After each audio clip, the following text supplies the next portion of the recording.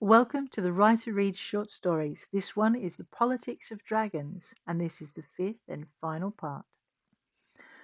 On hearing her voice, the men returned more quickly, coming to stand in the space between the two dragons' bodies. Seppolitus and the girl moved to the center and were promptly surrounded as the guards arrived. No sooner had the last one moved past her tail than the she-dragon flicked Bright in the snout with its tip. "Ready?" she asked. A dome of magic encased the startled horses. "Say the word," Bright rumbled in reply. "Now," she growled, and the two dragons inhaled. Moloch and Ingeri took a heartbeat to register what was to come, then turned to their men. "Get down!" they shouted, stooping to lock their arms around the shoulders of those closest and pulling them further into the shelter of the dragons' bodies, even as they dragged them down to the floor. The other men followed their example, huddling together and holding each other in place with Seppolitus and Leondel in the center. Fire exploded from Bright's maw, even as lightning and electricity burst from the she-dragon.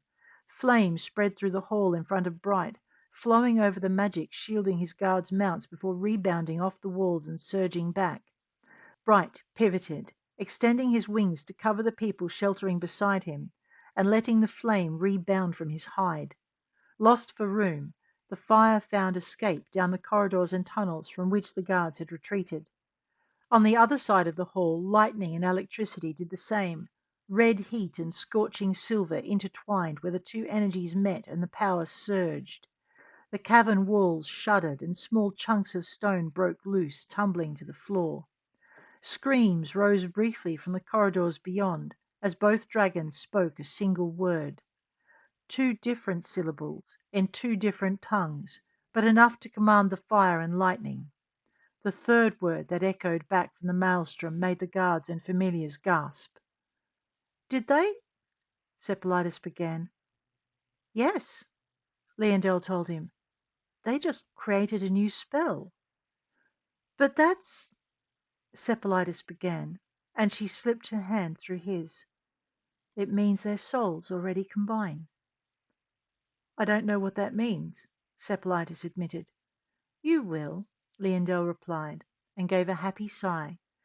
"I'm glad they found each other." Seppolitus snickered. "I thought he'd never ask." "And I thought she'd never see what was right in front of her," the girl agreed. "Do you mind?" the she-dragon demanded, and the two familiars looked up. Having vanquished their foes, both dragons had twisted their necks to look over their shoulders at the pair. "I thought I told you my heart was not your concern," the she-dragon scolded. "And I thought I told you I'd ask in my own good time," Bright added. The dragons looked at each other, eyes wide with surprise and sudden realization.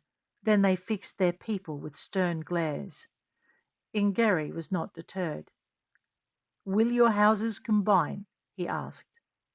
"And where?" Moloch wanted to know, as though the two houses combining was a foregone conclusion. Bright dropped his jaw in a draconic smile, and the she-dragon matched it.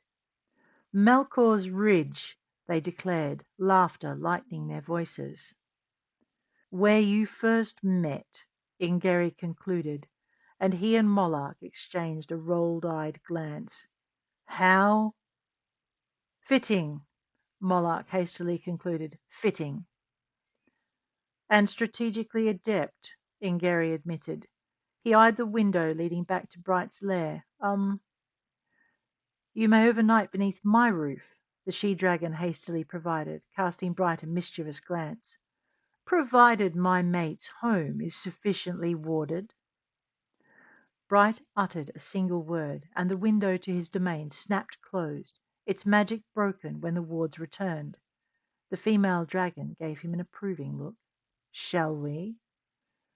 "As my love pleases," Bright returned, and ignored the chorus of groans that rose from their men. 2 weeks later he stood on the site of their new fortress. Melkor's Ridge was named for another dragon, not one he'd defeated, but one who'd passed millennia ago, and an antecedent of his bride. Bright stood on the edge of the cliff, overlooking the highlands where he'd first made his home. In the distance he could make out the faded silhouette of Miles' chimney, and blessed the day he demanded the help of a seventh son's seventh son to defeat a demon. He wasn't allowed to stand there alone, however. Captain Ingerry stood a few feet distant, his head bent in conspiratorial discussion with Captain Mollark while their combined forces were spread through the camp behind him. Bright's lips twitched into a smile. Some dragons sought solitude and other ends. He enjoyed the ephemeral company of the lesser races, and felt a responsibility to protect the peaceful sentience in his territory. And he'd discovered it was not a responsibility he wanted to share with any other power. Mollark chuckled, murmuring something about dragons being the best protection a land could ever want, and thanking the gods for the day their mistress had arrived in all her undisguised glory. She sat down at the last lord's graveside and asked if any objected to her taking his position. And were there? Ingerry asked. Mollark snorted. No, I mean who would dare. Beside, the lord had done his best and failed, and the orcs were massing. We had nowhere to turn. A dragon was what we needed. That she proved a benevolent ruler was our fortune. Bright watched them from the corner of his eye, noting when Mollark snuck a curious glance toward him. And your lord? The man asked. You didn't know he was a dragon? Ingerry shook his head. We were trying to work out what we had to do to attract one when his lordship arrived, he whispered.